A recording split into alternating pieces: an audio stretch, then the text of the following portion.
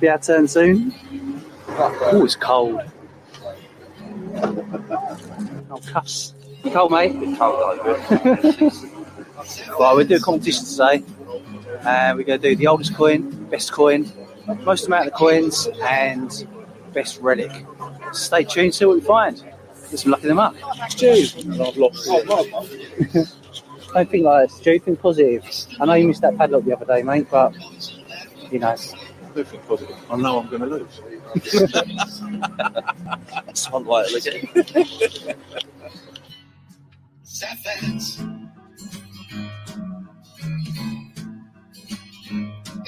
So here we are, walking towards one of the fields, and we're doing a competition today, just for a bit of fun. Anyway, let the games commence, let's get some luck in the muck. Just follow those guys to the treasure. Well, in the past, I've had some quite good finds on these rallies. Hammered coins and medieval seal matrices, but I've never filmed. And you know that when I get the camera out today, a lot of fun. So, Sod's law, it is Sod's law, yeah, so I've jinxed it. So, this video may never see the light of day. If you're watching it now, it means I found something, so get in. Weird, I'm talking to myself in the future. I can't get my head around.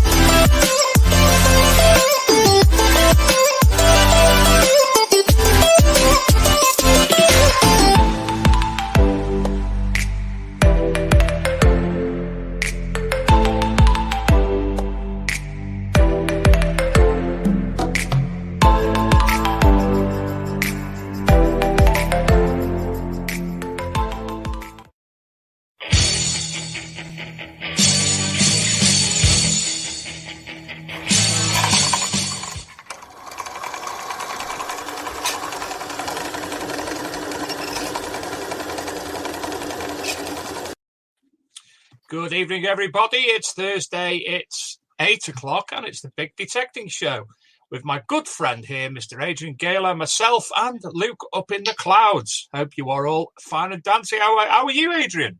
I'm dandy, thanks, Dave. Yeah. Good. Going back to work like you in a couple of weeks. Hey. Yeah. So, yeah, no, good. All good, thanks. 8 weeks work in a year I've done.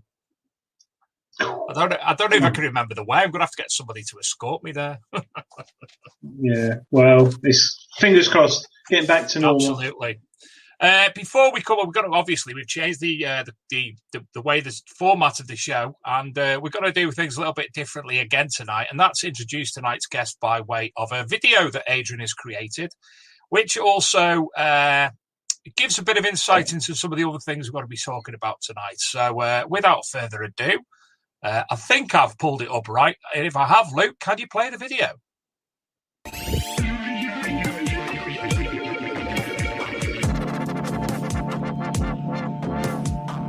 Alright, mud lovers, I hope you're keeping safe. This video is dedicated to my good friend and mentor, John Webb, who sadly passed away at the end of 2020. He was 82 years old and he packed his life full of treasure hunting and awesome adventures. In a minute, I'm going to show you a documentary that was filmed in the 1970s featuring John Webb. It's a snapshot in his life, showing his adventures and his treasure hunting and his research and his tenacious way that he went about finding lost history. If at the end of the video you want to hear more from John, I took the opportunity to interview him about a year ago and he went through lots of finds and told me amazing stories, so make sure you check that out.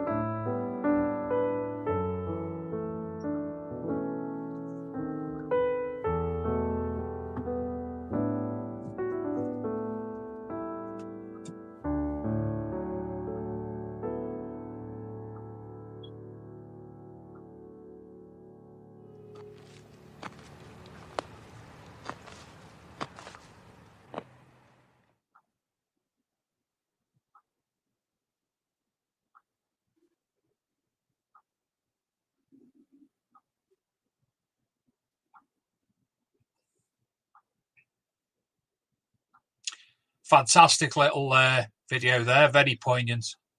It's one of the series that Si's done, which he's going to talk about tonight.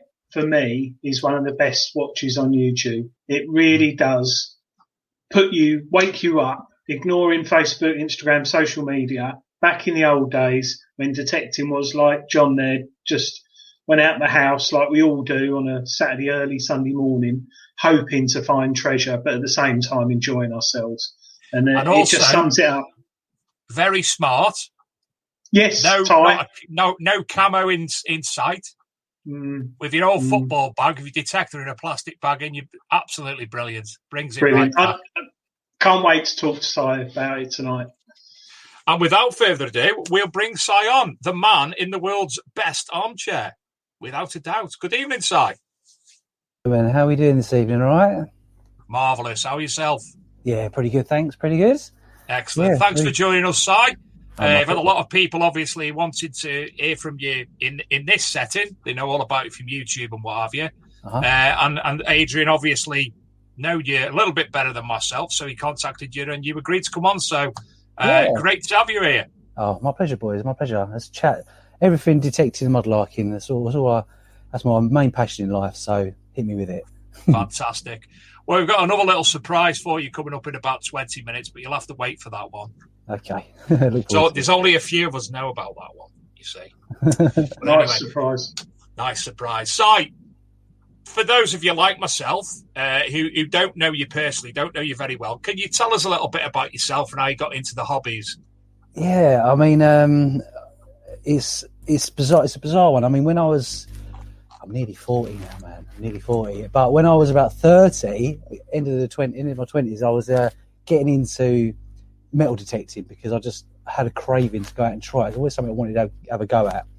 And I went on a bike ride down to the Thames. There's like, Adrian might know a place called Rainham Marshes, and that's where all the boats and stuff are, concrete barges. I went down there and I saw them, and I went down there and found bits of pottery and all sorts of metal work and stuff, and I just got hooked on looking for historical artefacts from that point.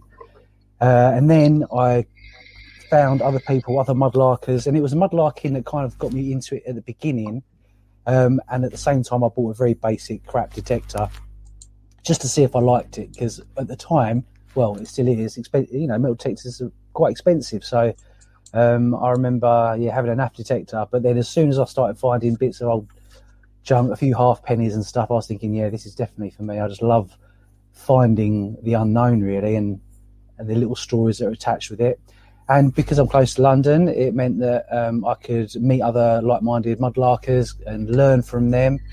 And I just found the whole thing absolutely fascinating. The fact that you can, with a bit of tenacious, with the right attitude, should I say, tenacious searching, you can find anything from the last 2,000 years. And it's just a constant learning curve. And it's great to share your finds as well with everyone. You learn stuff every day. You go down various rabbit holes, and you get out in the outdoors, and you can take it as far as you want. You can just detect around the back garden, or you can travel up to Scotland like Webber used to do, looking for Bonnie Charlie's gold. So it's just so much possibilities out there for what you can find, people you can meet, and the adventures you can go on. And I bet you've got a collection that's rammed full in the house as well of things that you found. Yeah, I have. Yeah, I've just built a new man cave to start housing it all in, because I've got anchors and no cannons yet, but I've got cannonballs, loads of bottles that we find bottle digging, and out on the hovercraft we pick up quite a few, and collecting them. So I've had to make a new room for myself now, just to get it out of the house and have somewhere to clean it up as well, because as you know, when we clean the finds, it just makes such a mess, because a lot of my stuff is totally covered in mud. So there's a lot of cleaning involved as well. So I've got my own space all set up now, so maybe that'll feature in the YouTube channel as well. Sometimes might do some chats down there as well. So look forward how to it. How often do you get to go outside? Because obviously you've got a job. I've got a 9 to 5 graphic designer. I'll go out I'll try and go out at least once a week on the weekend. The tides depending, obviously, but if there's no tides, then I'll either try and go metal detecting if it's the right season, or just try something different. Go to places where the coast is full of various places you can try and go, mudlarking, also the rivers and stuff like that, and just try and do different things. This week, I've just been on Wednesday, and the last week, Monday and Tuesday of last week, we'd actually been searching the Regent's Canal in London, because it's all been drained. So we were there picking out the stuff from Regent's Canal. It's fantastic, and it was a strange little turn of events, and you kind of do make your own destiny in a way. I mean, we didn't find any gold or anything that was amazing, but it's a sort of a case in point. We're going to talk about John later, I know, but it's the sort of thing he would have done. There was an opportunity where friends passed me a picture of Regent's Canal, and it was drained. So I managed to work out who the owners were, or who looked after it, the Canal and River Trust, and got in touch with them and said to them, is there any chance that me and a few mudlarkers could go down there, help clean up the canal, and if there's anything good to find, we'll let you know, and do a bit of mudlarking as well. So they were well up for it, and they organised this event where they had 2 weeks worth of volunteers, 15 volunteers a day, and it was made into this great little clean-up event where we had people pulling out motorbikes and tyres and finding all sorts of cool stuff as well, which has all been filmed, and it'll be out on Sunday. So it's got his cool little video. It's 40 minutes long. It's one of my longest videos. It's just so much stuff to show, you know. Yeah. So with regard, obviously, we know on the Thames foreshore you've got to get a license, and you've got a non-standard one. I understand. You've got a green one, haven't you? Yeah, it's a member of Society of Mudlarks. So once you have been recording with the museum for 3 years, you can apply to be sort of upgraded, if you will, or join the society, whereby that's been going for a long time, and there's you get different privileges. You can go on certain different areas of the foreshore because you've been proven to be a responsible mudlarker, recording your finds, not doing anything stupid, staying where you're supposed to stay, and just being known to be, you know, passionate about what you've done by other people. You get to join up with those guys and sort of, get a bit more responsibility, I suppose it is. And that's it. It's not much different really to a standard permit, apart from you can dig down deeper, which obviously is a benefit to some people, and search on certain areas on the north side, which usually you can go eyes only, but you're not allowed to scrape or detect. So it's like a boost in membership, really. I take it that's opened up a whole new world for you in relation to, you know, things that you've been able to find and the archaeological structure of everything in that area. Well, becoming a member of the society, you mean? Yeah. I wouldn't have said there's much difference, if I'm honest. You get to detect the north side, but it's between kind of where is it? It's like Westminster-ish down to sort of like Wapping. But the thing is, you can go eyes only there. Anyway, it's not a massive stretch. There are other areas, but I don't really think. I mean, I've got lots of friends with standard permit holders, and they're finding just as much good stuff. And you know, they can still go eyes only in these zones. But I don't really think there's a great benefit. I haven't really dug much either. We're allowed to dig down to 1.3 meters. It is. I think I've been part of one dig or maybe two digs. It didn't really throw up very much and sort of put me off. I'd rather cover more surface area by walking up and down and detecting and knowing the hot spots, you know, that we're used to because we've been doing it every weekend. So I find that for me is a more productive way. You know, I remember the last time I went on the north side, but there wasn't a great deal to find really. And I was with my friend Cuffs, and he bent down and picked up a nice trader's token within like the first 10 minutes of being there. So you don't have to be part of the society to get good finds. Anyone with the standard permit has just as much chance, I feel, as anybody else. The only benefit of being the member is you get to detect, Cannon Street, Queen Hive, and all along there. But it's not much of a bonus, to be honest. I don't think. No. So it's obviously you metal detect as well. Yeah. And you started off metal detecting.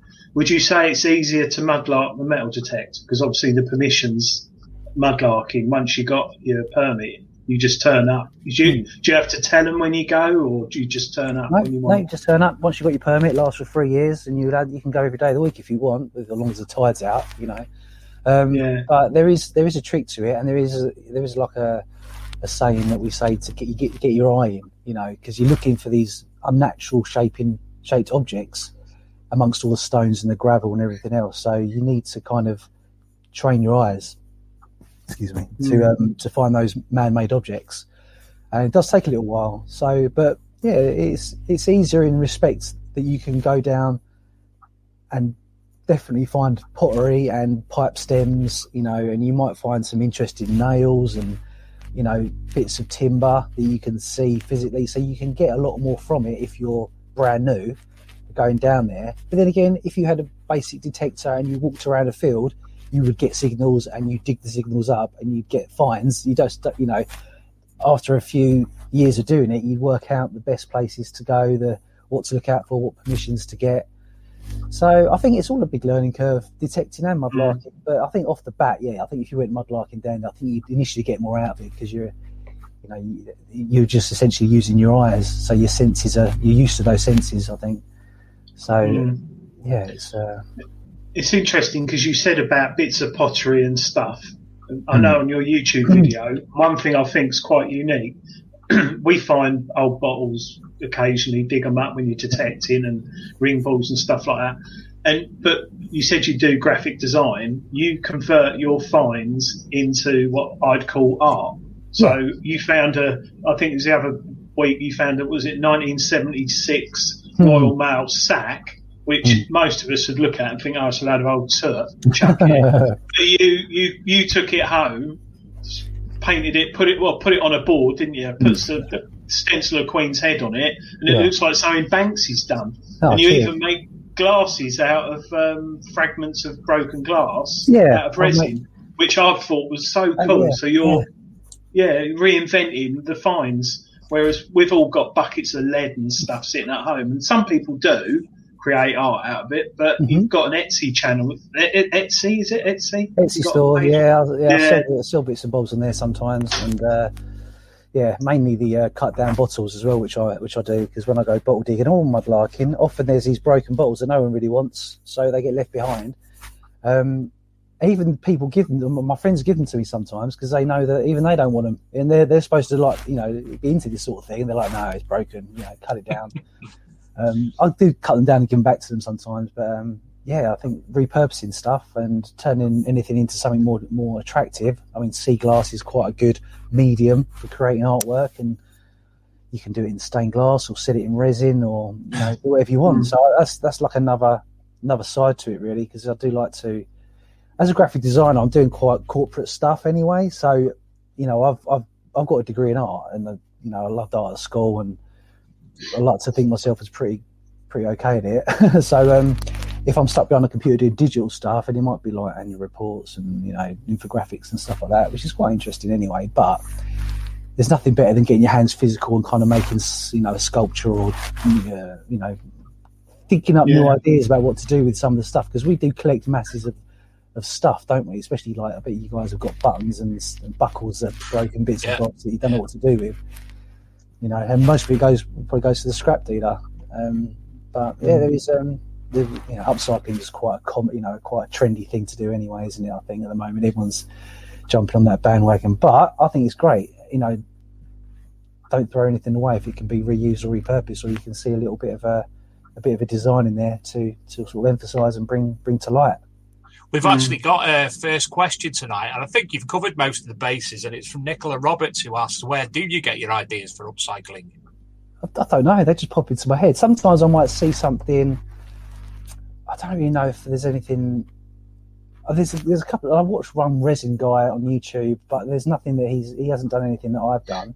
I don't really know. It just all comes to my head. I just think, how can I what will it be? I'll probably find something and work out, what can I do with that, as opposed to I need to find that to make that.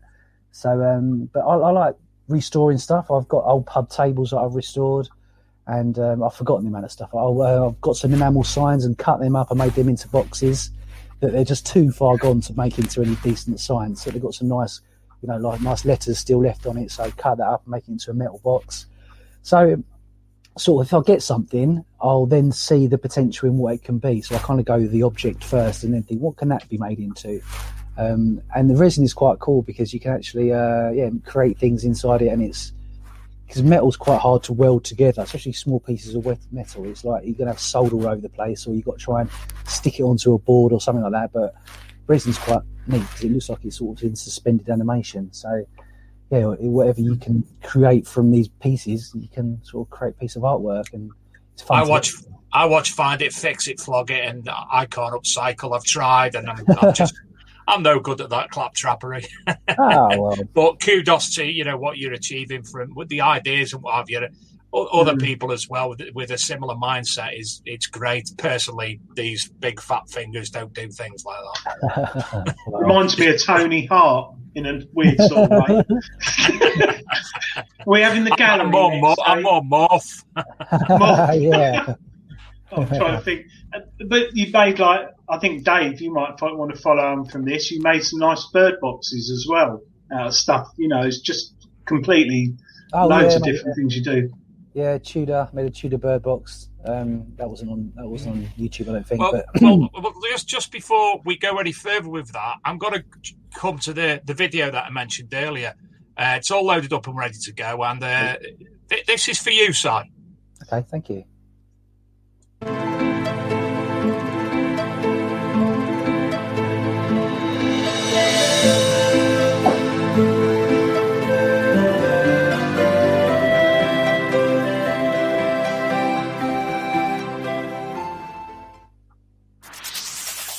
So thank you very much to Sam for inviting us up to do some detecting on one of her permissions. If you've got anywhere you want us to explore, or you've got a field you want us to detect, let me know and maybe we'll come up and join the hunt with you. Oh, and this is a bird box. Now you guys know that I like to make things, and a few years ago I made this bird box in the style of a Tudor house. I just thought it'd be interesting to show you. Here it is.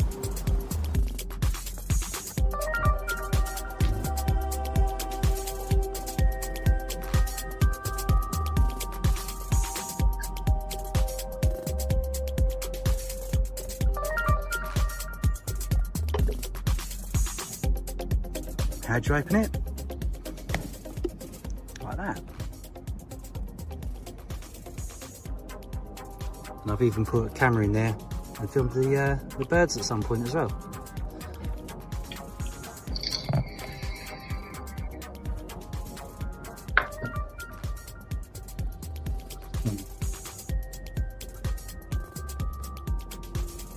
Needs a lick of paint.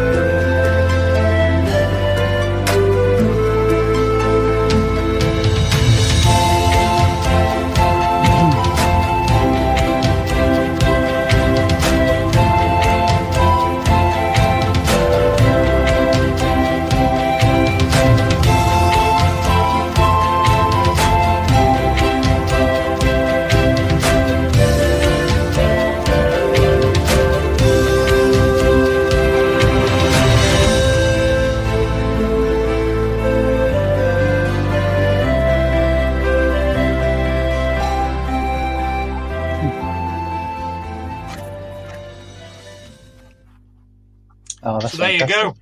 Excellent. In short, from watching Si's video, a good friend of mine, Andrew Jones, he has been struggling with some mental health, some depression and anxiety and such like during lockdown, as I'm sure a lot of people have, myself included. And having seen that video, Andy thought, I'll give it a go. I'll have a go. And he said to me, it's helped him no end. He's been able to concentrate. He's no way, shape or form got any carpentry or joinery skills.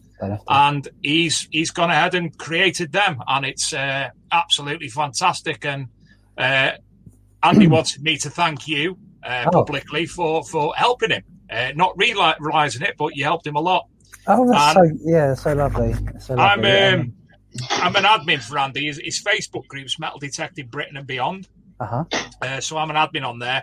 I have been since it was formed about 5 years ago. And he also wanted me to say hello to you from JC Sue and Tom Main from the River Thames Mudlarking Finds Facebook group. Yeah, hello guys. But anyway, Andy wants to thank you publicly. And if you can make one person something good come of it, it's all worth it, innit? It is, yeah. And thanks, Andrew, for showing you the finds. I think that's great. I love the Anderson shelter one. That's really cool. But yeah, it's great that you're finding, an outlet for your, sort of well-being and stuff. And yeah, it's great to see and fantastic. And keep going. And just the inspiration can come from anywhere. It really can. So, talking of bird boxes, I've actually got. The next project, which I haven't done yet, it's not going to take very long. I've just got, I go bottle digging, we find teapots and also got teacups. So, and I got to admit, it wasn't my idea. I think I must have thought of it and then looked on Pinterest and gone, it can be done. all you need to do is screw a hole through the middle of the base of the teapot onto a tree. Obviously, fill up the spout so the bird doesn't fall through, and then make the cup suspended underneath there, and then look like a teapot suspended from the tree with a cup underneath, and then obviously a bird box as well, so they can go in. So you just reminded me, Andrew, that I need to crack on with that idea. So thanks, mate. It's given me some. You've inspired me to carry on with that idea that I had a little while ago. So yeah, nice one. I've actually put together an article which is going out on the Archaeology and Metal Detecting magazine tomorrow night, which includes that video and the reason why the video was made. But it also thanks one or two other YouTubers from what I've seen from other people. Things on my behalf, people who've helped me in peculiar ways, but also the likes of Tony Kaywood. I've written about Tony Kaywood, and for me, Tony's helped. He's wrote articles for the website, and some of his videos explain how to use tithe maps, old maps, different apps, and such like, which other YouTubers don't or normally concentrate on. Mm-hmm. And the likes of that's been a great help to me and a lot of people, especially studying and researching during the lockdown as well. So that'll be going out tonight. Scotty B, my hair doesn't suit me. It looks stupid. Stupid. I forgot to put a hat on. First time in 15 years I've had hair sag. Oh, really? Well, I wish I did. Sorry, how do you find... I think I mentioned earlier I was talking to Christopher Rogers from Addicted to Bleeps today, and we were discussing, obviously, managing a YouTube channel and Instagram and everything else is pretty hard work. You get, like we've just heard, lovely stories there, but you also get your trolls and everything else that comes with it. But your channel's grown quite big. I mean, you've got how many followers on YouTube now? 58,000-ish, something like that. Yeah. Were you expecting it to get that big, or...? Yeah, I was hoping it would. I mean, there's no guarantees in it, but I've kind of I like to think, because I think I've got a creative eye. I was hoping that, and I know that how popular mudlarking is as well. So I was just hoping that if I could hit resonate the right sort of chord with people, that they can follow me in these adventures. And I've got lots of things at my disposal, and I've been doing it a little while before I started YouTube. So it wasn't like I was brand new to mudlarking and metal detecting, because I think people like to think that you know a little bit about what you're doing as opposed to just going out there and just winging it. So I've spent the last 7 or 8 years learning stuff so that I can actually create this channel whereby I've got a sense that I know what I'm talking about to a certain degree. I don't know everything. That's the true. None of us do. But if I've got if I know what I'm picking up is what it is, then at least I can come across with some confidence as what I'm doing. Also, I'm very passionate about what I do, the hobby of mudlarking. And I do love editing film and being creative in that way. So it's a lot of hours per week to put it in. I think I can't even add it up. It must be something like between like 15 and 20 hours a week editing. Wow. So, and I'm up till 10 o'clock at night sometimes, or most nights.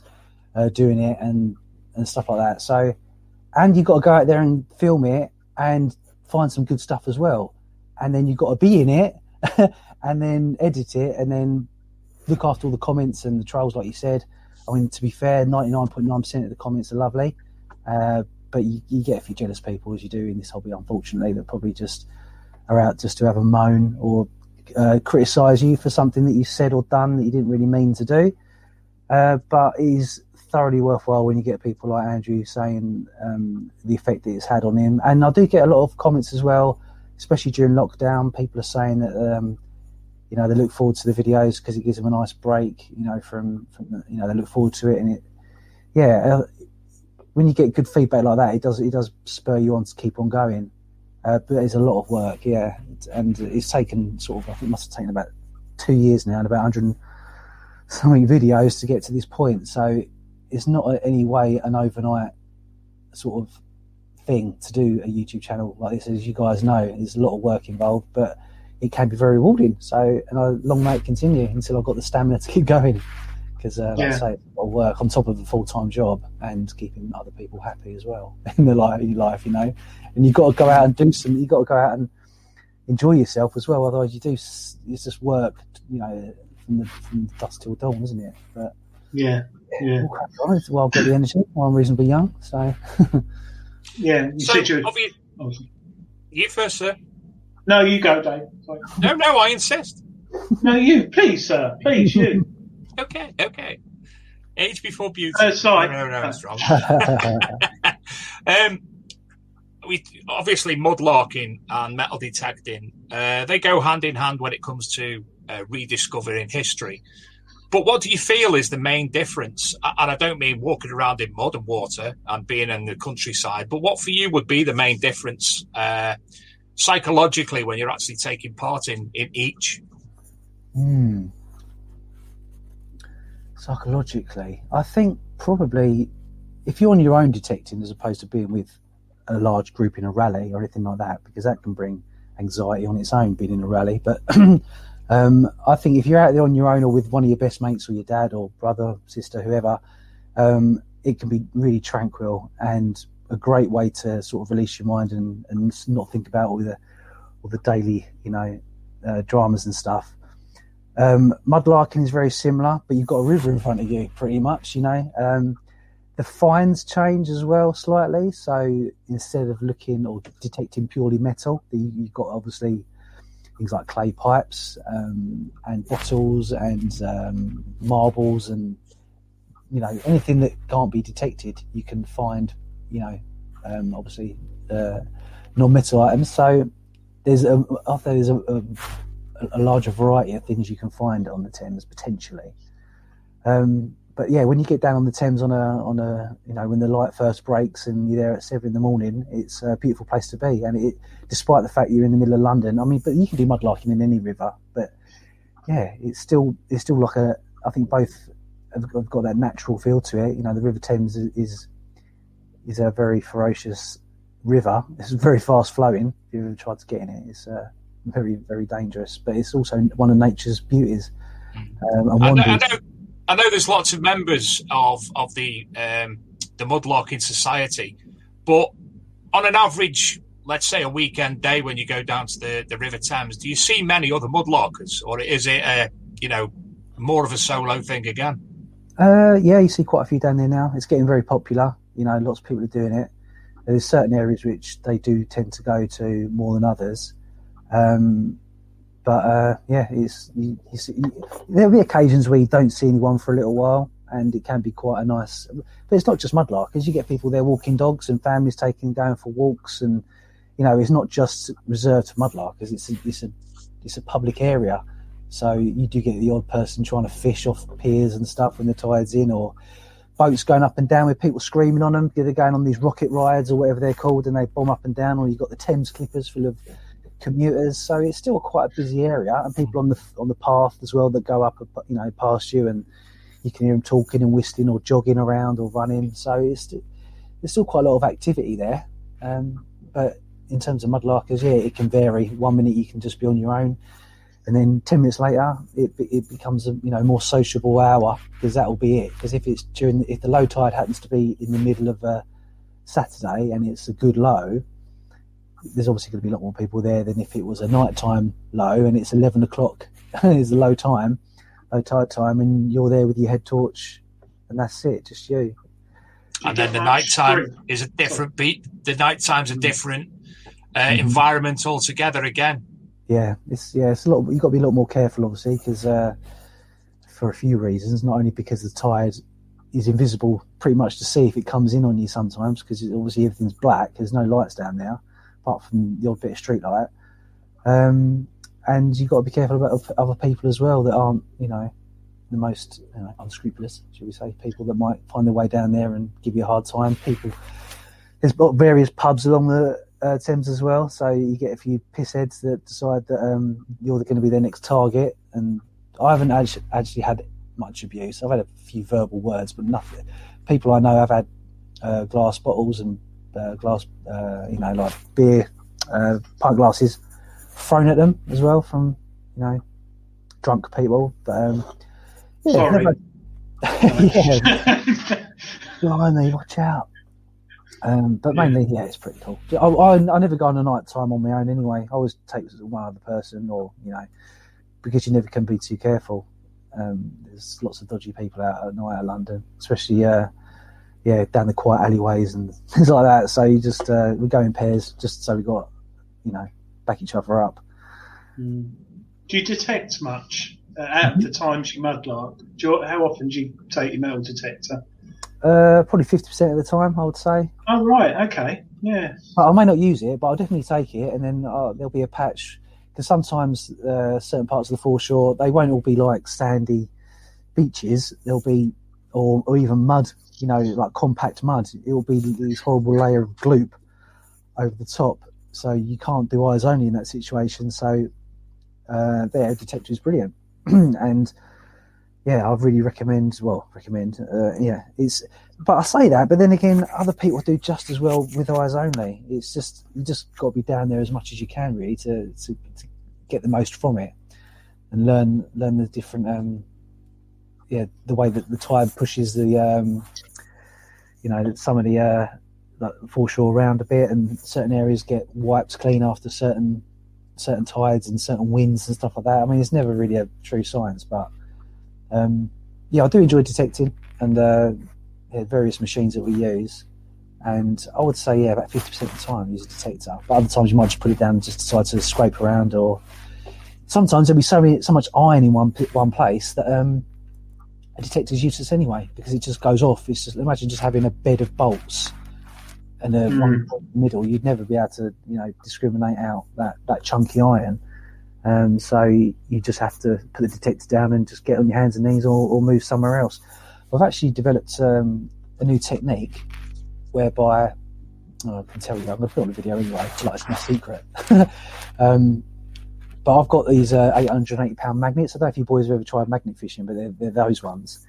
And my theory was, well, where there's a very dense area of nails that are iron, obviously, use the magnet to pick up all the iron and leave behind all the non-ferrous stuff. And hopefully there'll be coins and pins and buttons and it works. So worth trying. But the thing is, you have to know where the spots are worth looking for, But yeah, it's good. It's quite hard on your wrist though, because you've got to wrench off all the ironwork constantly. Yeah, good stuff. But it's another technique to worth trying. What machine and setup do you have? Like small coil? Coil? At the moment, I've got the Knox with the 6-inch coil. So. And that seems to be working quite well. But I've also got a Fisher Gold Bug as well. I'm not sure if you've ever used one of those before. DP Pro. That's got a slightly smaller 5-inch coil, I think. And I don't have it anymore, but I've borrowed my mate's one. He's got a Thames, we call it a Thames Scout. But it's a Tesoro laser scout that they've adapted for the Thames, which are very popular as well. But that's a really basic machine. So it's I don't know what they've done. They've tweaked it so it doesn't, get so confused with all the iron. But I've got one mate who swears by the Thames Scout, and I would always use the Gold Bug, and now sort of recently changed to the Knox, which I think is amazing as well. Really great machine, really versatile. Right, interesting. Getting on. You all right if I start talking about John Webb, Dave? Yeah. Oh. Yeah. How did you come about meeting? Well, I don't know if you want to. People who don't know, they saw the video at the beginning of the show, but just a brief overview of John Webb. It was a chance meeting, really. I didn't see him on the foreshore. I saw him in a market, and he was selling a few of his bits and bobs, because that's what he does. He was a treasure hunter by nature, and he accumulated so much stuff over the years, and he did it as a part, as a subsidy for his living. So I was in the marketplace and I saw these objects on the table. I saw a boat hook and a padlock and a couple of clay pipes, and I thought, hey, that looks like mudlarking stuff. The sort of stuff I find. So John was standing behind it, and I said, "Hello, mate." I said, "What's all this stuff then? Have you been mudlarking or something? Because this is all looks like stuff from the river." He's like, "Yeah, you could say that." And so we got talking about what he got up to and stuff. And John's quite a private man anyway, and he wasn't going to reveal all the ins and outs of his life over a desktop. So I was working locally anyway, so I went back every week on the same day and had a chat with him because I've just found what he was telling me was fascinating. And slowly but surely we got this friendship together, and I would, go to the market and I'd get in bits and bobs and, give each other books and stuff like that.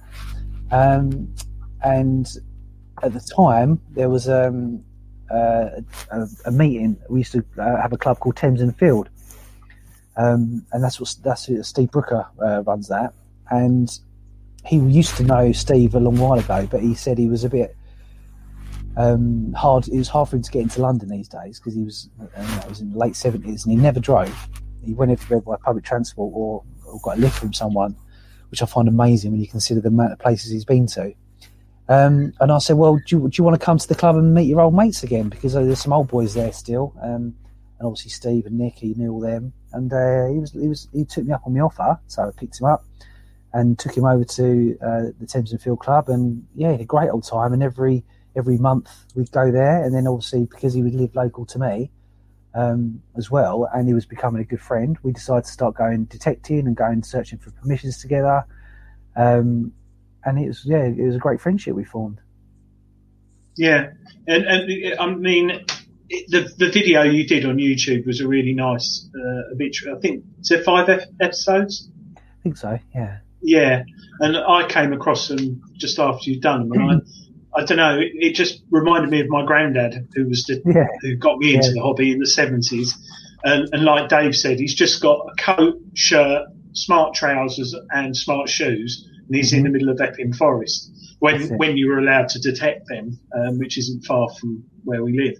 And I just loved the way he sort of said to his wife, right, dear, off I go. And he would go to Scotland, wouldn't he, on his own, panning for gold.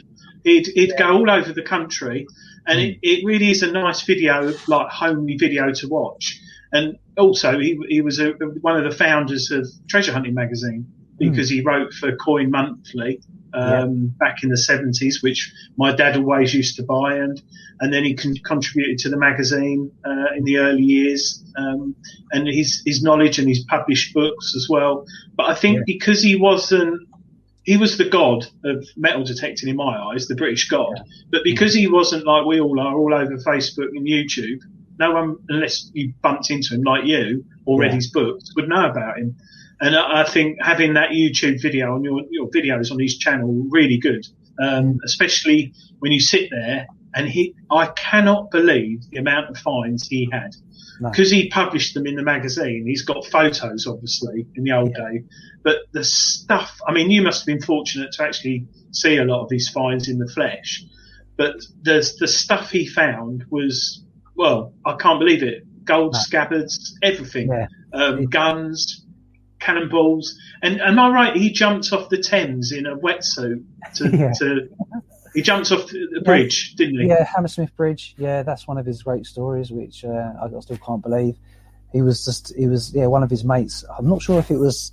I can't remember the name of his mate. I'm not sure if it's Ted Fletcher or somebody else, but I think it's in the video. But either way, he was into his diving anyway, and he's even him and his son, like Steve.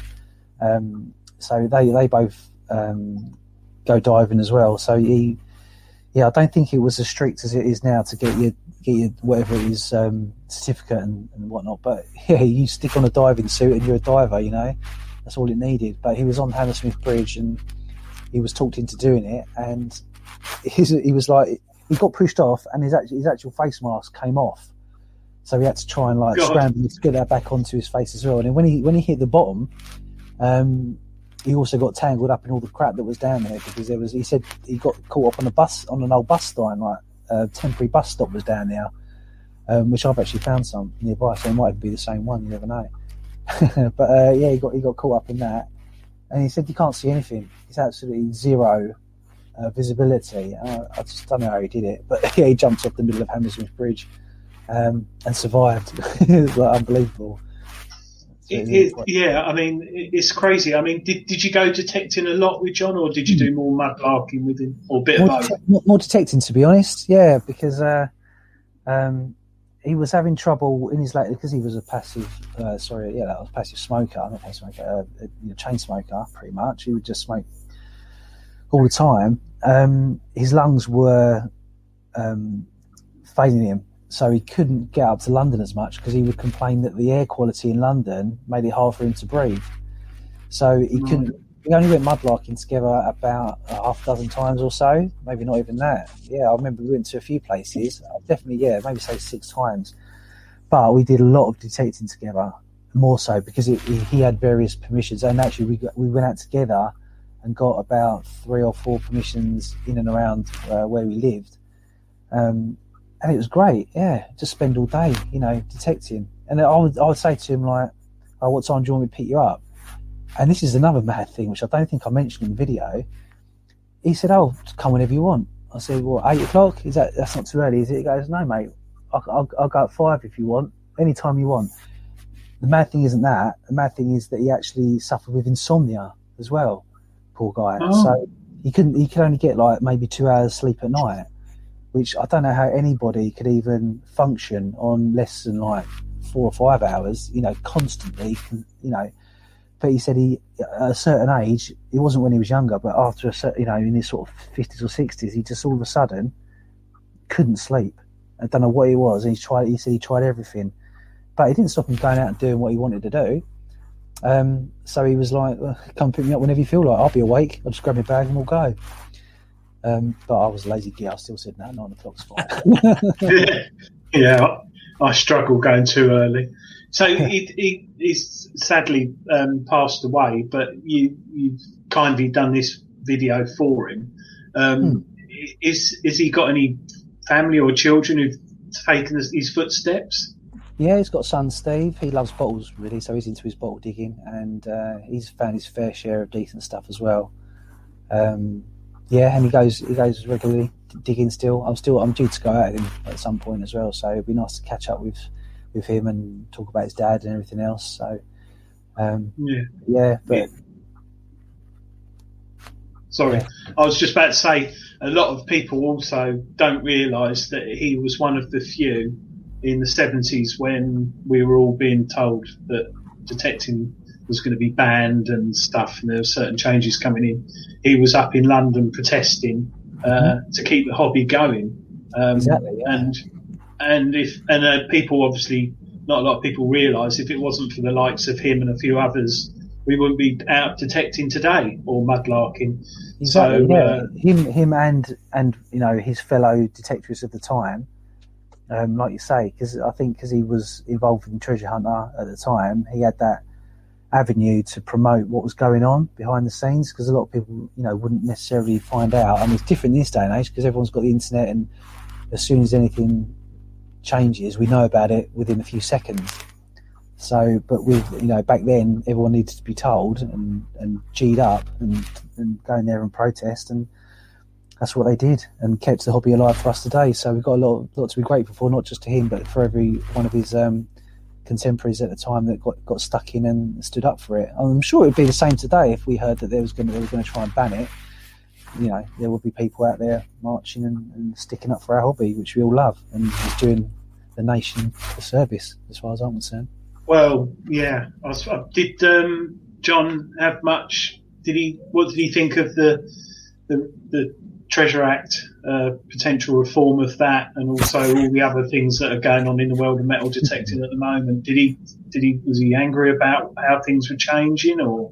Yeah, he wasn't too happy with. There was talk at one point of there being like a permit introduced, which he didn't like the sound of that, and also other laws they were going to change, or they were thinking about changing it. Thankfully, nothing has happened yet, but I think one of his, because he got my mate Mike to help him broadcast his opinion on what was going to happen. He tried to he did a little audio piece, which I think might be on that website, one of your guys' websites about it. But yeah, he made his feelings quite clear that we shouldn't, if there's any murmurs of any changes, tell him that it can't happen, because he was more concerned that laws will get passed without us realising, and they'll take more control over detectorists because they don't know what's happening. Yeah, so there's that. And in terms of the new Treasure Act law changes, I don't think he was really aware of that, because it may have come in when he started feeling poorly, because he hasn't been well for since sort of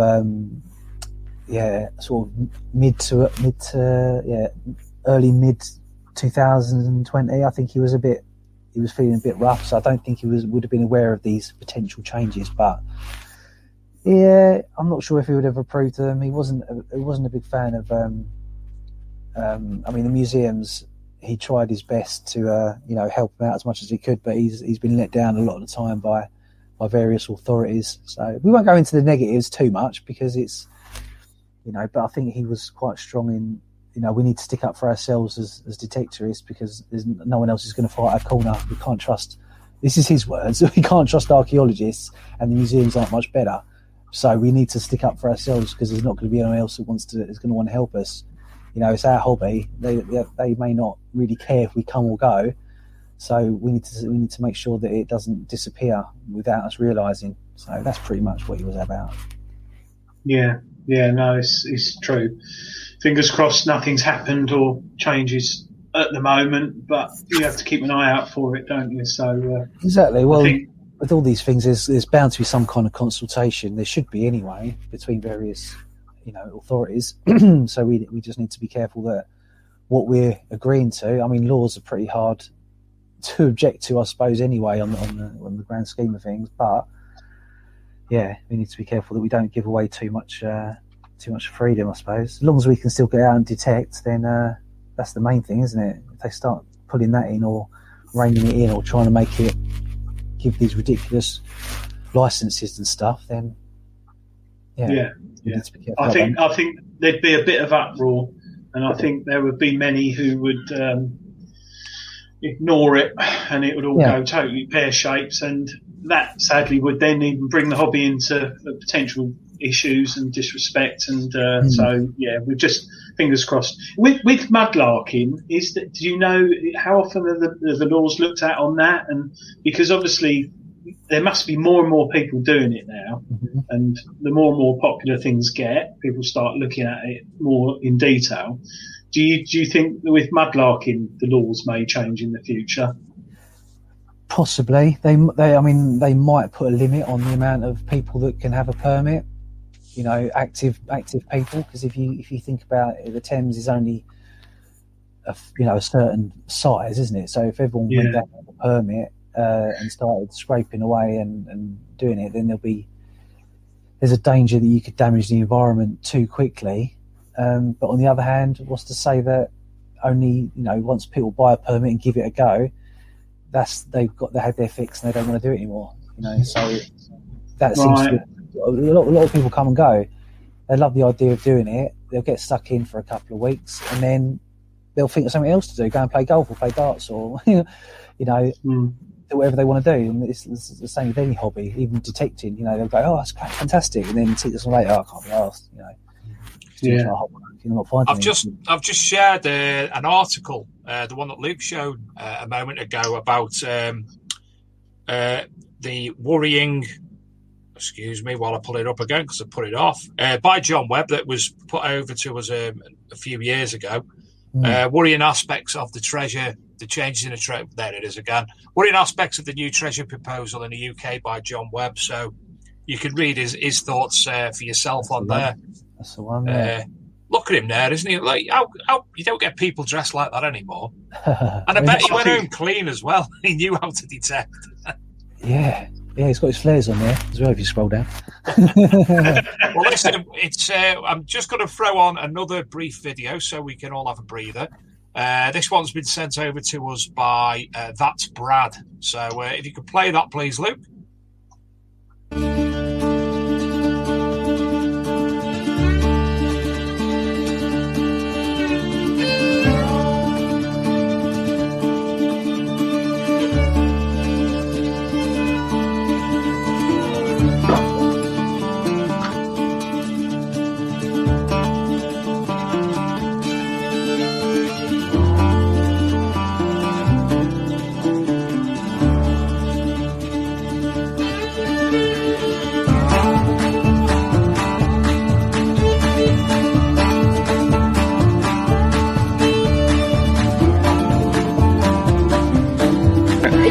going to show him how to use his detector today because he can't do it, can he? No, I'm rubbish. No, So if I don't find silver or gold, which you won't, because I'm having them all. It's Dawn's fault.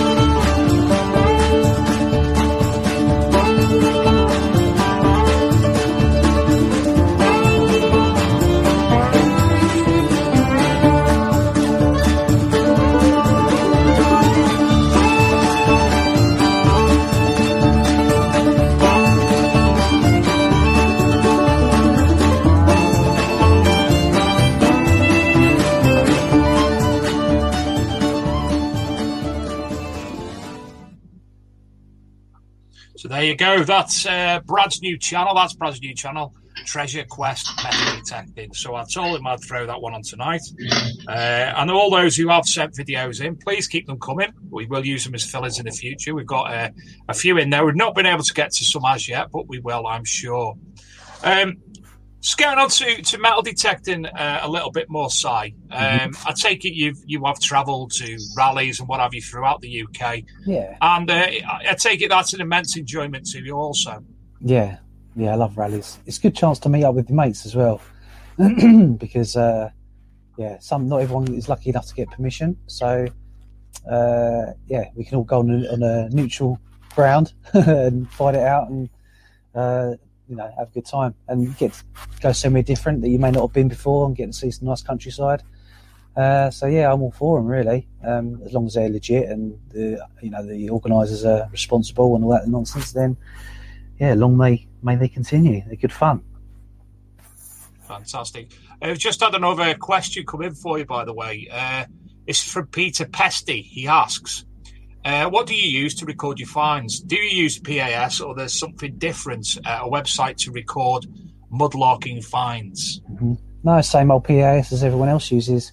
You've got the Flo from London, Stuart Wyatt.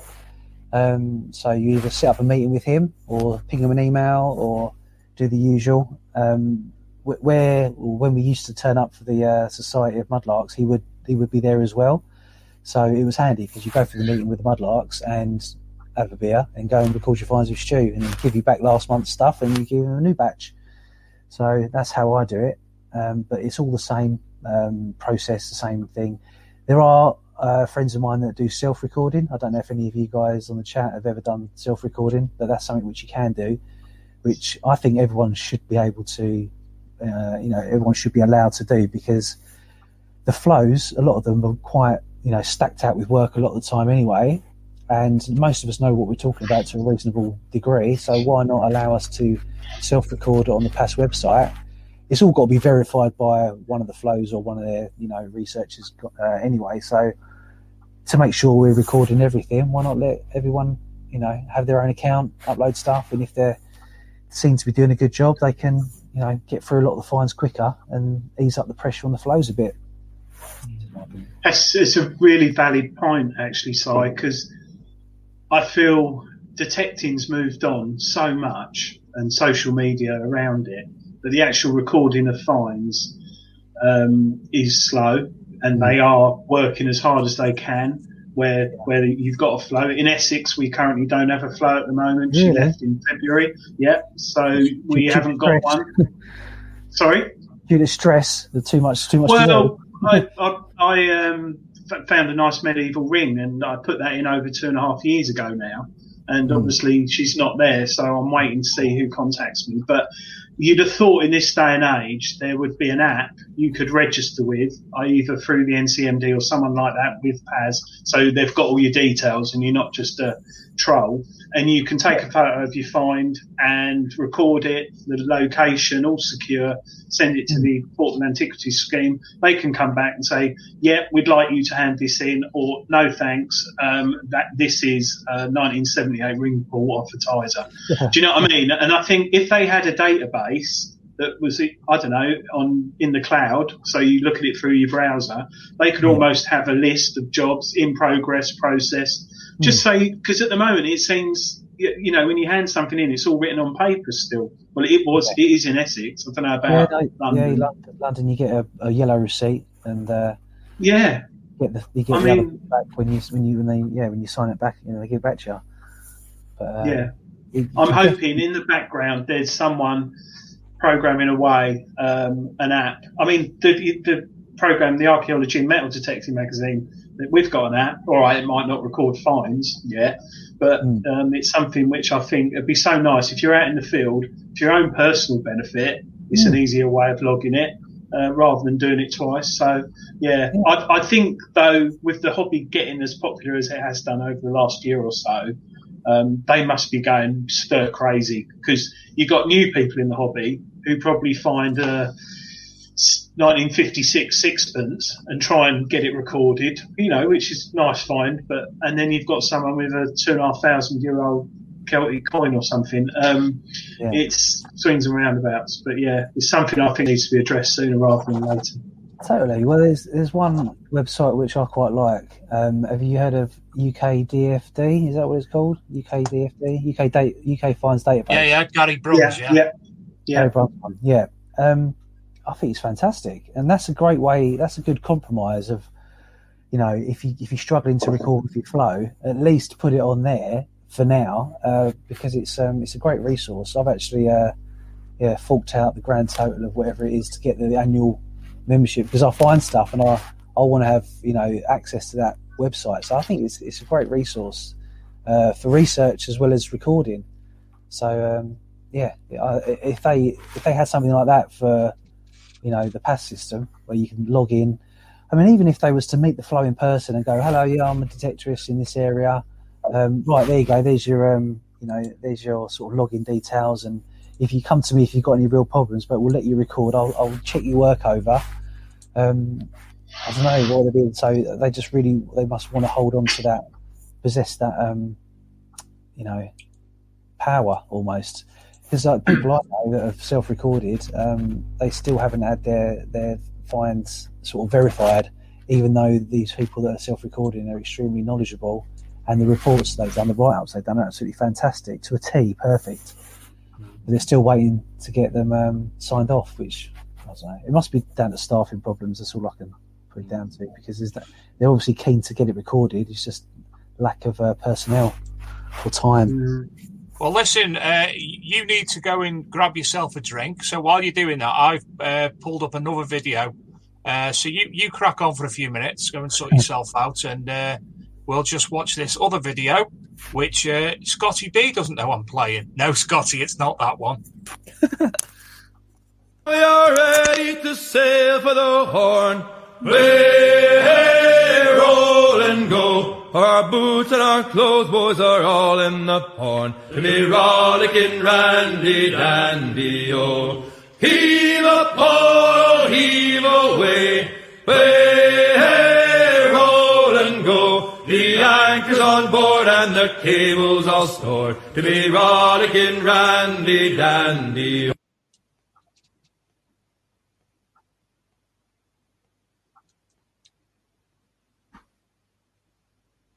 Scotty, you need to work on your music in the background.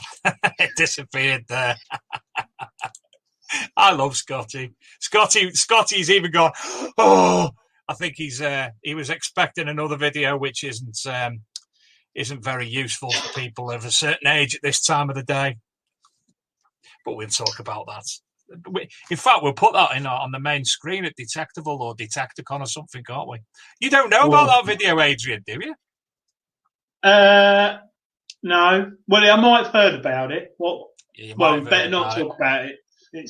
We won't speak about it. No. I think Scotty's still very raw, to say the least. That's going on a yeah. big screen. That's going on a very, very, very big screen. Detectable and Detecticon, isn't it? Lovely. Think this year, been able to get out, everyone drinking, detecting. And for those of you who burgers. don't know, Detectable, the Spring Detectable's been brought back to replace the Summer Detectable, which has been postponed for this year, and will take place on June the 12th and 13th in Oxfordshire. And the main Detectable will take place September the 12th and 13th in Wiltshire. So keep your eyes on their website for details. Luke, can you briefly go to Dave Cam 1, please? There it is, Dave Cam 1. I contacted Arco Press last week. We do a lot of book reviews for them, and this fantastic little tome came from them, and what a book it is. It's quite expensive, but it was sent for us to review. And I also got a second book sent to Tony Kaywood for reviewing as well. So Tony's going to review that book, which is all about some Roman activity in Yorkshire. So a lot of these, I think more or less all of these images are actually taken from the Portable Antiquities Scheme website, and there are some stunning images. Absolutely. Where's he going now? Absolutely stunning images in it. So it's Cloth Seals, an illustrated reference guide to the identification of lead seals attached to cloth by Stuart F. Elton. So that, for me, it's got to be a great help of identification as well after I've reviewed it. So thank you to that. And obviously for the one that Tony Kaywood has taken receipt of as well. Where are we? Well, 1 minute 47. The Si's back.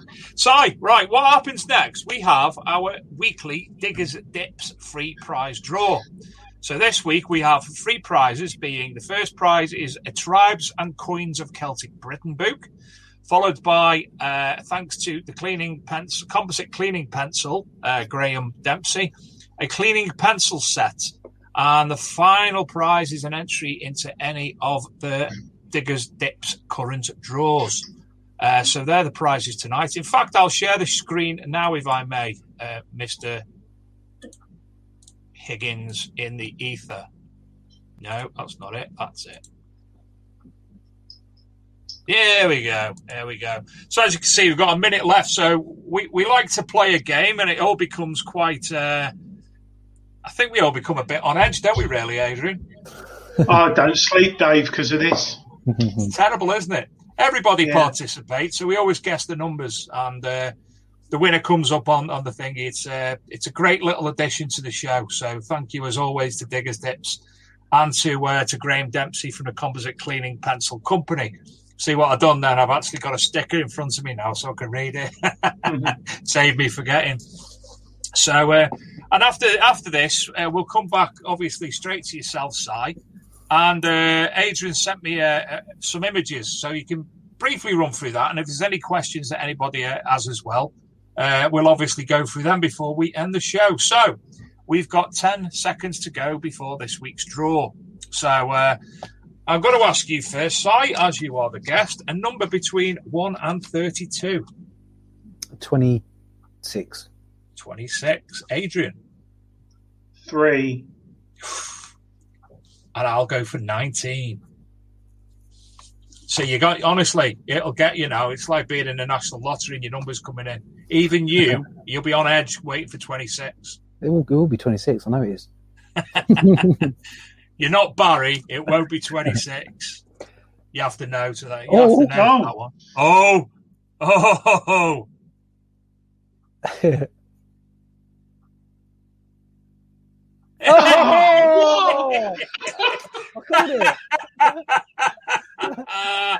And the winner is Jamie Williams. Congratulations, Jamie. But the big winner is obviously Si. Si, second number between 1 and 32.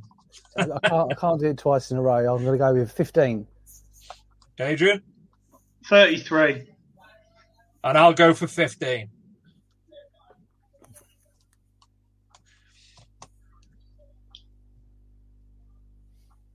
Oh. not on edge now because none of us got it. But this week's second prize is number 5, which is Norman 182. So congratulations, you win the cleaning pencil set.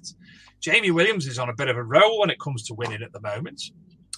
He sent me a nice message the other day to say he'd taken receipt of his some of the things that we'd sent him. So thanks for the response, Jamie. Sorry, last number. 11. Adrian? 11. I'll go for 14. None of us are right. Should have waited.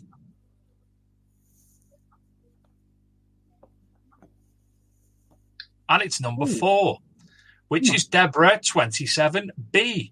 So the main winner tonight is Jamie Williams, who's won the tribal coins and books, Norman 182, the cleaning pencil set, and Deborah 27B, who's won entry into any draw. So congratulations to all of you for tonight's winning participants.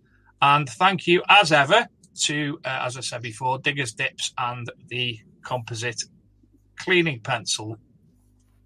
Not you tried one of those. Oh, sorry. No, I use a fiberglass pen. That's my little cleaning degree. It's like a fiberglass pen, but you don't get itchy fingers, and it's got special composite material. The guy who designed it his job is his skill is a composite engineer. Yeah. Yeah. So honestly, it's amazing. We just had I've forgotten her name, Detecting Emily. Have you heard of her? Yes. Si? Yeah, she got one. She did a good video on it last week. But cool. he also does wax and powders, and it's really good for Romans.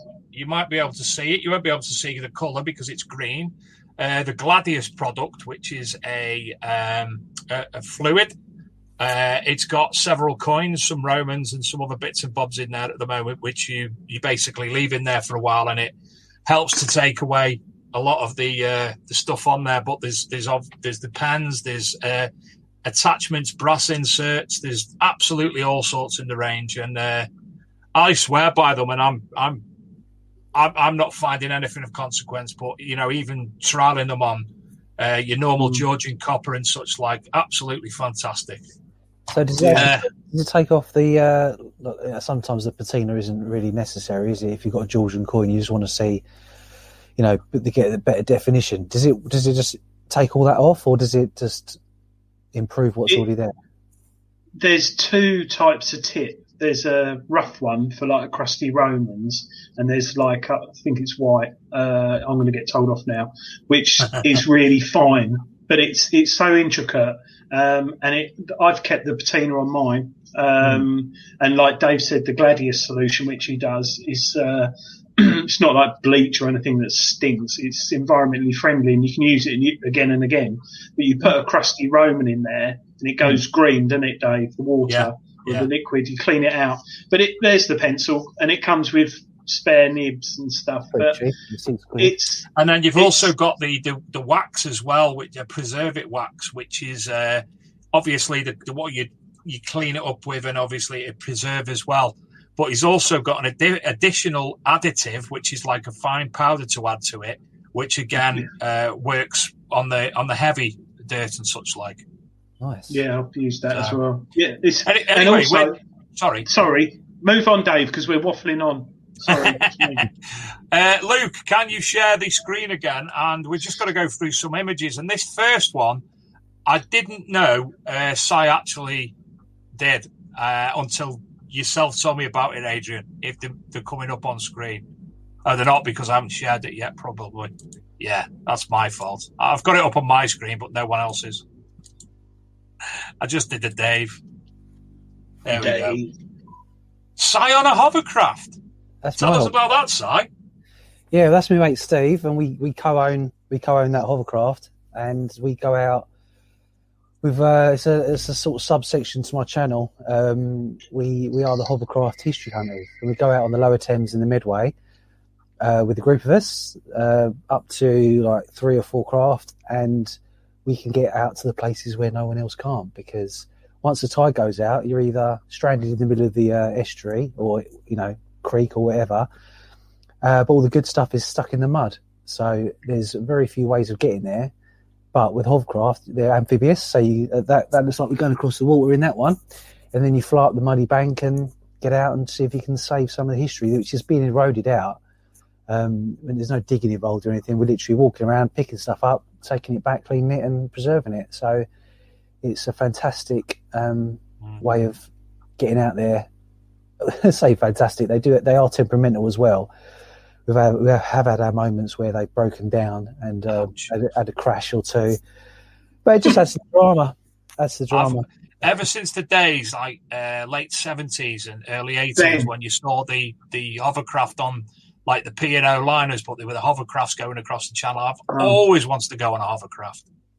Yeah, they are fantastic, and those ones are like little 2-seater ones. So obviously the larger ones are designed for like going across channels of the Isle of Wight and stuff. But yeah, they're recreational ones, and we work with the British hovercraft company, which it's nice to know that all this stuff is British made as well. So it's all homegrown engineering.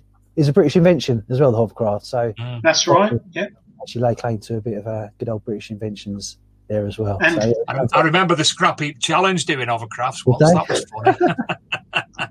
Actually, Si, you know where I live? 5 minutes up the road, the guy who invented it lived. Yeah, his name's Cocker something, wasn't it? Cockerell? Yeah. Spaniel. Christopher Cockerell. Cockerell. Not Cocker Spaniel. Yeah, so it's British invention hovercraft. Wish they were more of them about. I'd go to work on it, right? You know, it'd be quite good. Yeah, they're a bit noisy, but they're fantastic. Yeah, so, I've got a lovely collection of clay pipes that you've found, and obviously you've put into this display. Yeah, that was just one outing actually. Really? Wow. Yeah. That was after a particularly harsh storm. I've forgotten the name of it. They give these storms funny names, but one storm, and we knew where to search because we thought there might be a few being kicked up by the harsh weather. And in fact, we were still out there during the end of the storm, so it was a pretty horrific film to do with wind noise. People do love to advise me that I need to get a mic for my camera, which I do, but sometimes the wind is so strong because we're out there in the the midst of it, you can't help but get a bit of wind noise. But yeah, that was quite a fun day. They're just everywhere. I had a fines pouch. They were just literally all over, stuck out like a bunch of flowers. Next up, I take it this is some of the things that you're doing with the bottles when you mentioned the cutting them off and such like. Yeah, they're good for them ones. Yeah, they're like I say, the tops have been smashed off. The cod bottles, as you probably know, they have little marbles in. Little stoppers in, and back in the Victorian times the kids liked to play with marbles, so they smashed the top of the bottle and the rest of it got lobbed and then ended up in a dump or in the Thames or wherever. So they're beautifully designed and embossed bottles with these lovely aqua colour and the crude glass and the bubbles in them and stuff. So it seems such a shame just to waste them because they're not complete. So I can cut them down and then I'll clean them thoroughly, and then if they're a bit sick or whatever, put some lacquer on them as well to give them a lovely transparent feel, and that's the result. Lovely, like that. Ooh. Lovely find. That's a muff pistol, no sniggering. Where's your cat? Adrian, me and you didn't do the rude words this week. He's done them. No, we didn't.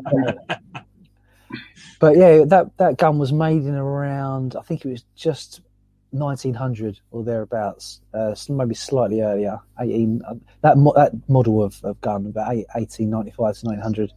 It's actually an American gun, but yeah, I found it in the Thames near a drain deposit. So maybe it was in the street at some point and fell down the drain. That's what I think happened anyway. But yeah, that's a little muff pistol. So ladies would have carried that. It's very small, probably only about 4 inches long, something like that. And it would have been held inside their muff guard. So if they ever come across a Jack the Ripper type, they could pull it out and try and defend themselves.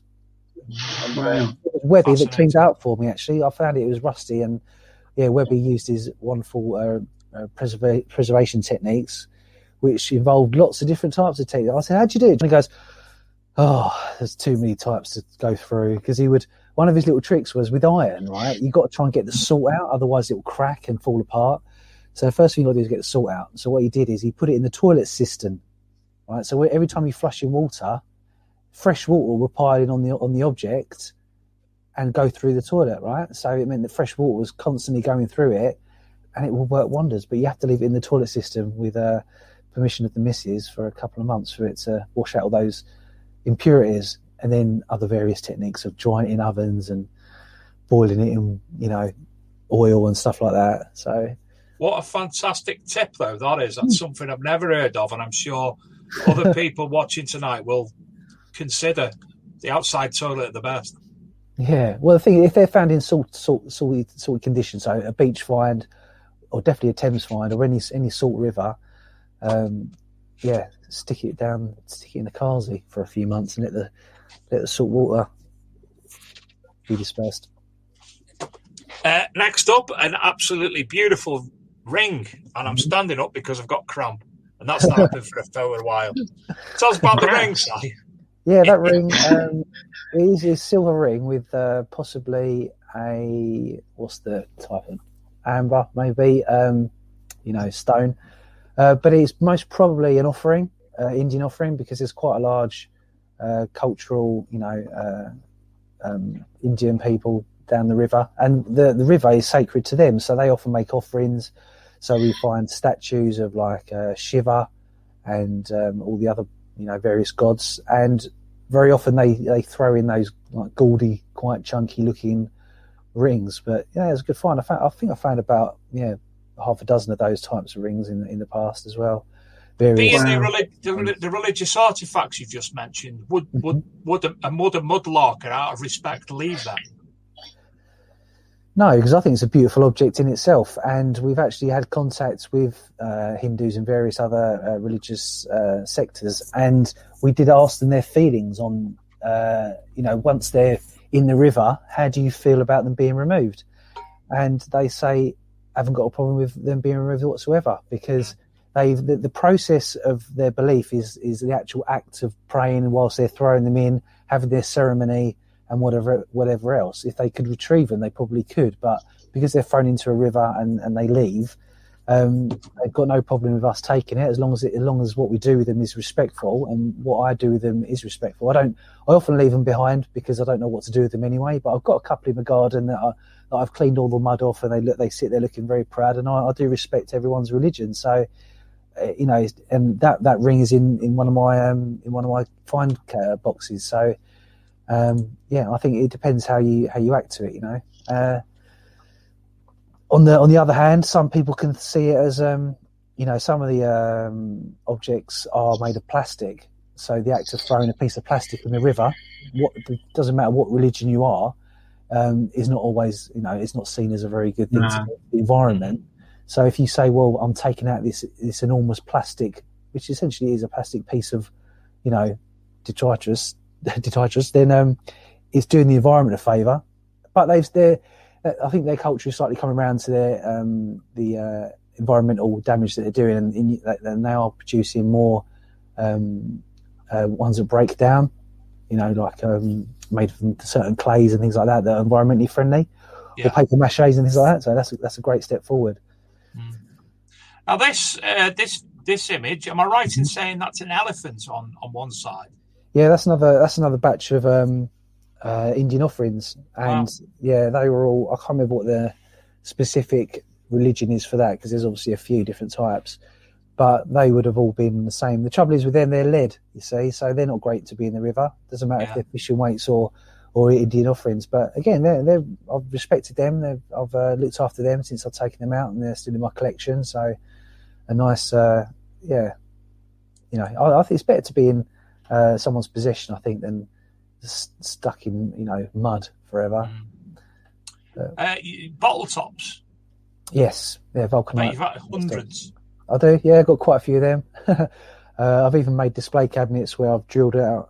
That's it. I found them. How do you display them? Because they don't sit the right way up, because they're the wrong way out. So they're quite good for doing crafty things with, because they're rubber and they're sort of they've got that impression on, haven't they? They're all different designs. I've actually managed to print with them as well, so to create like a printing effect, and also set them in a nice frame, and the frame that I've made from driftwood as well. So that worked out pretty well. But yeah, they're fascinating. They're they're beautiful pieces of social history because they tell you a bit about the brewer and where they're from, and sometimes the street address and stuff. So they're pretty cool things. Now this is absolutely fascinating. Yeah.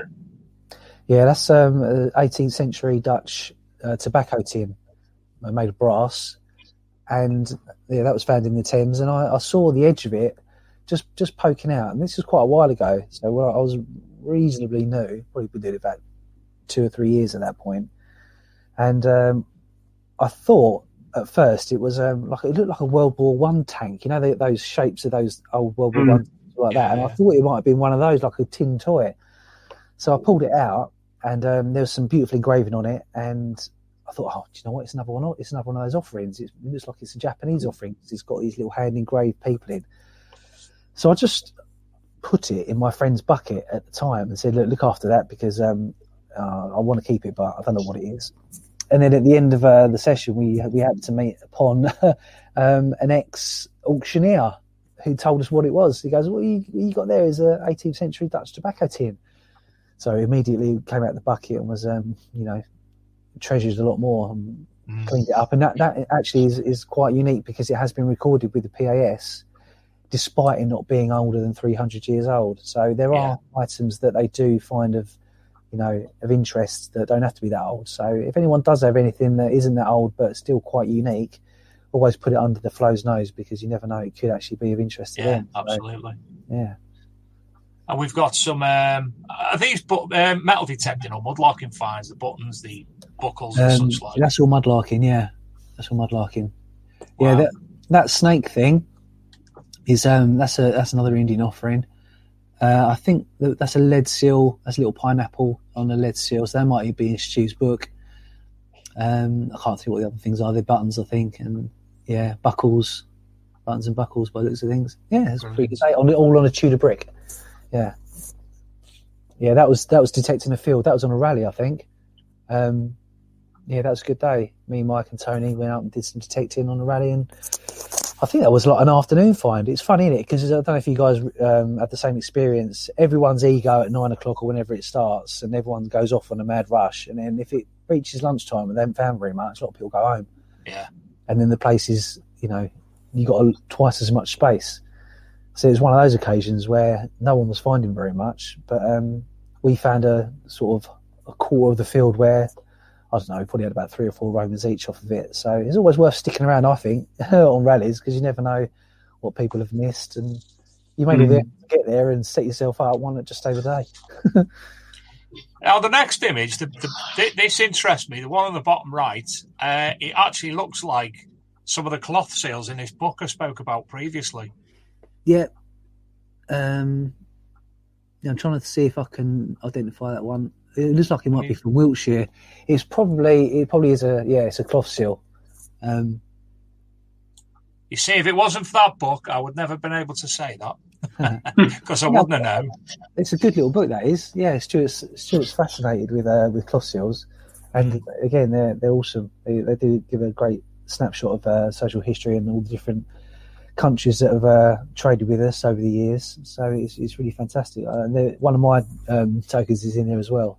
One of my seals is in that book as well. So it's quite cool. Grim.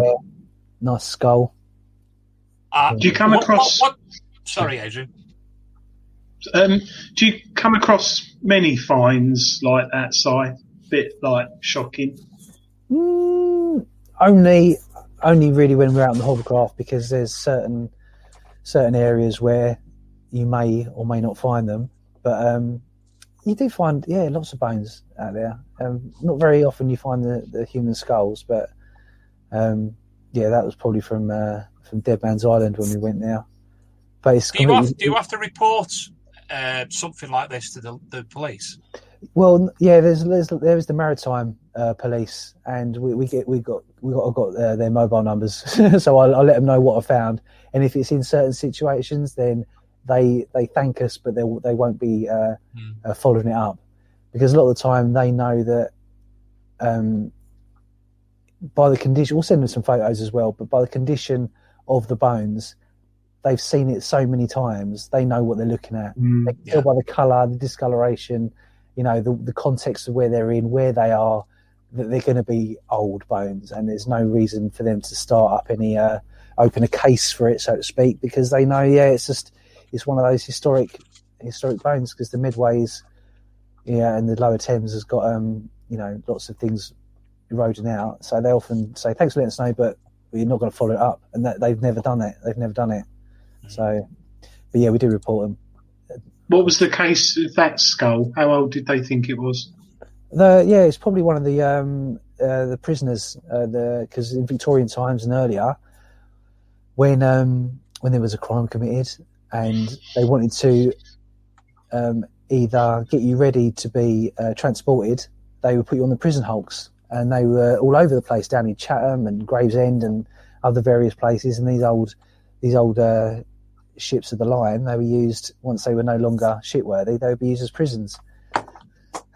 So they had to get rid of the bodies somehow. So they would often bury them at sea or bury them on the islands, and also prisoners of war, and also any kind of low-ranking naval people as well that did have homes, because a lot of people were press ganged back in the day. When in the 1800s, we think of it as we kind of put it on that pedestal of being in the Navy was quite a refined job, but there were so many wars happening, they run out of people to recruit.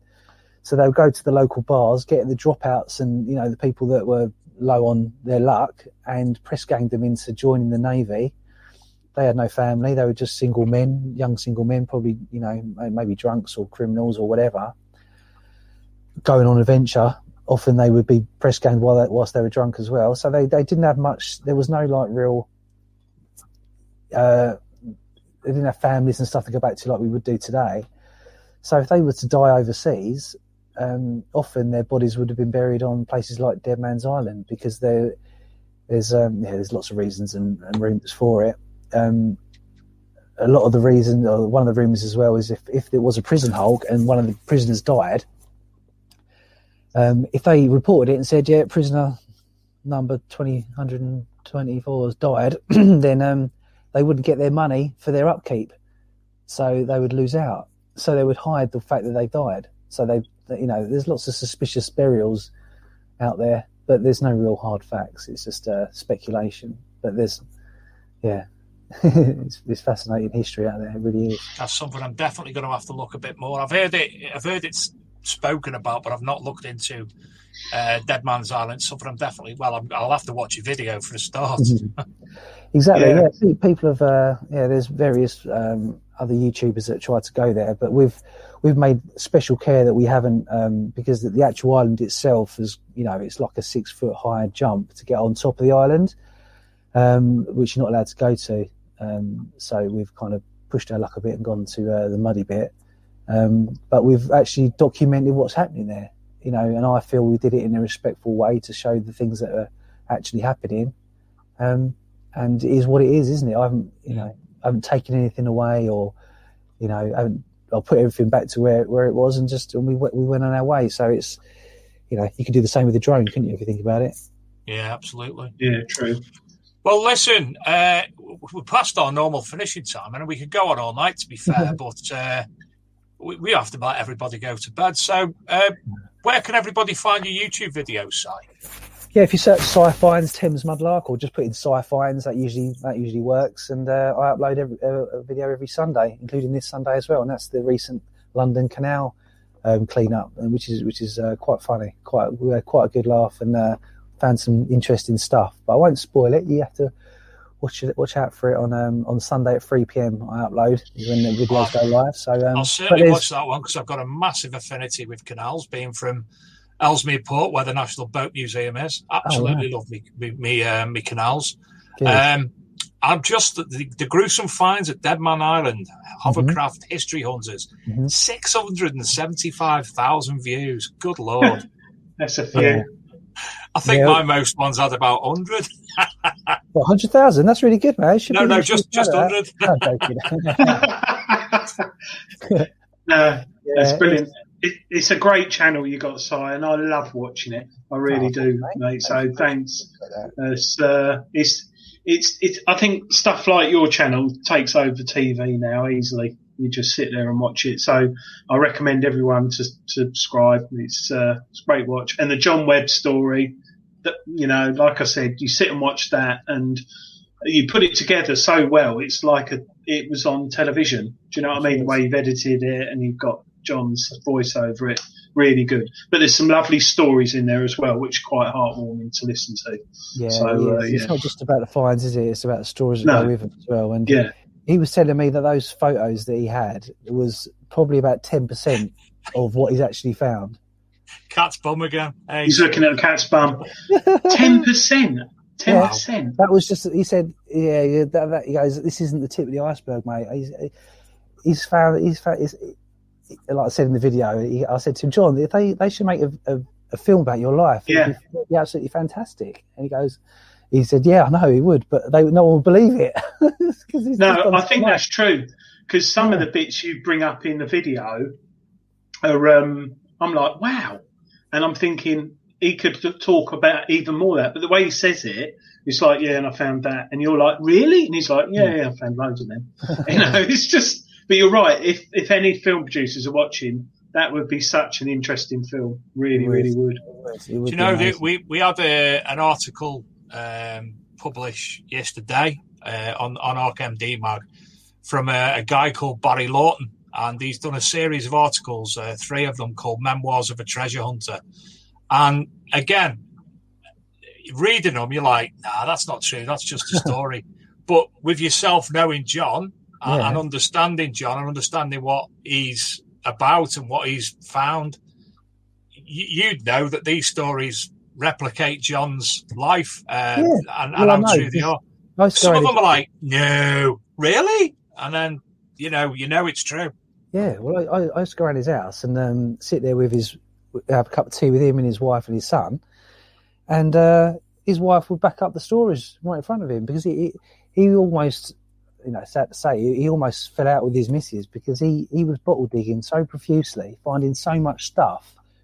He was so on top of his game back then, and plus there's lots of, nowadays it's so easy to go on Google Maps and find it. He done it all by going to the library, looking up Latin scripts and getting it converted, trying to get a hint of where these sites were. But he would come home with sacks of bottles, with the intention to sell them, to make, pay his way in that.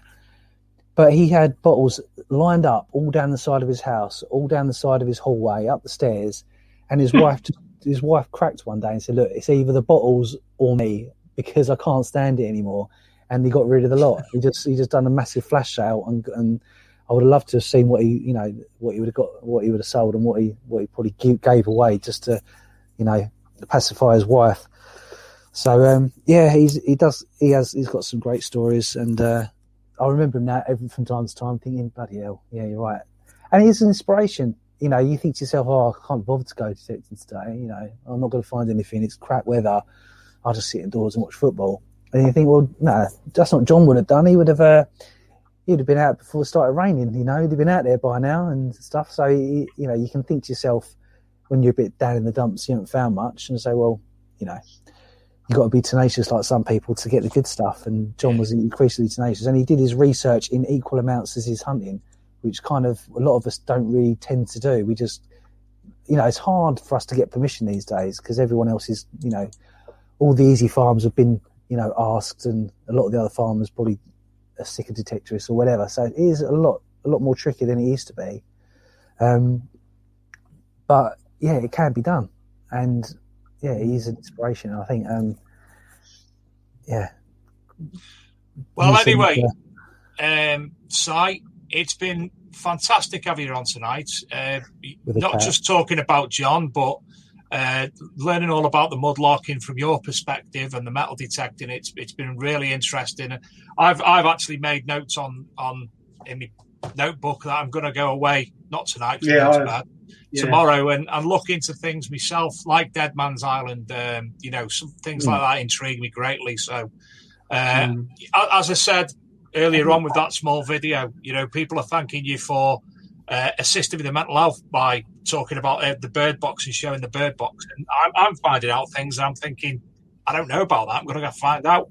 So, you're still doing it tonight yourself, and many other YouTubers who there's a lot of people who are much maligned on YouTube, some rightfully so, but then the benefit that others offer is a great plus. So not just to you, but to all of them, thank you very much. So as I say, it's been a pleasure having you on tonight, Si. Adrian, I'll no doubt speak to you tomorrow. Now, next week's guest, I've not actually spoken to her yet, but I might have to postpone her. Postpone her. And the reason being is that we've been asked to do something which we haven't had the opportunity or chance to do before, and it would be quite a coup for us. But we're just waiting for that to be confirmed to see if they would like to go ahead with next week's show. If not, and we will. I don't like doing this. Don't like postponing guests, but the opportunity, I'd say, is very rare. And Annie will be with us in the near future. But next week's guest currently is Annie Biard, who's the archaeologist who works closely with Mark and Karen from Metal Detectives and the Detectable Organisers.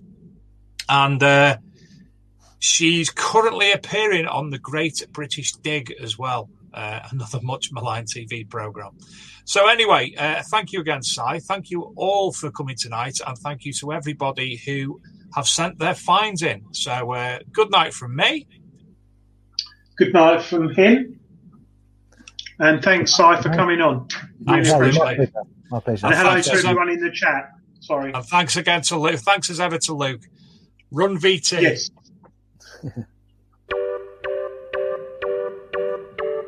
Down at the shore, there's a place where there's no one vacationing. There's just the sound of the call of the wild, overcoming the fear of the unknown.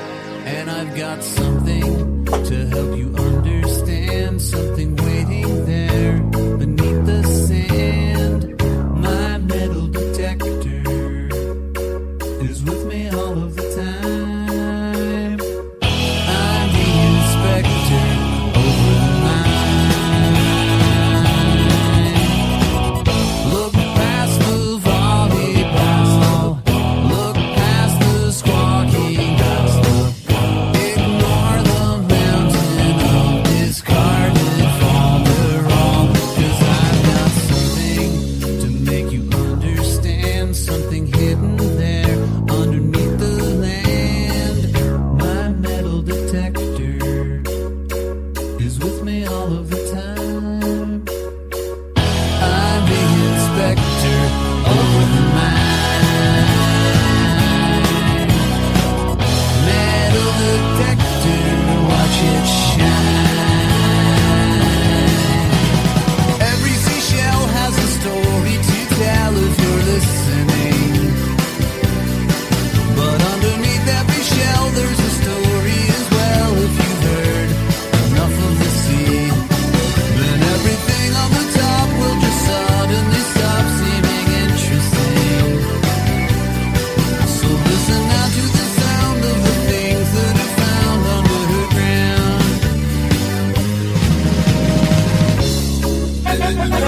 Nice.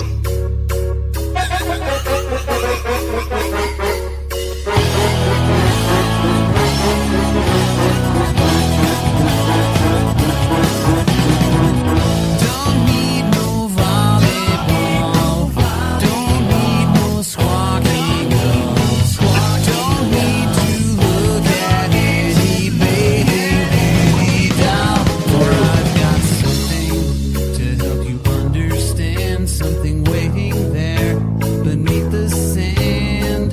My metal detector is with me all of the time. I'm the inspector over the mind. Look past the volleyball, look past the squawking dust. Ignore the mountain of discarded fall.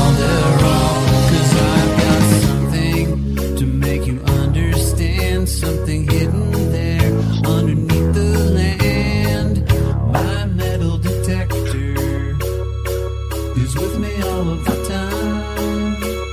I'm the inspector over the mind. Metal detector, watch it shine. Don't need no volleyball, don't need no squatting up. Metal detector,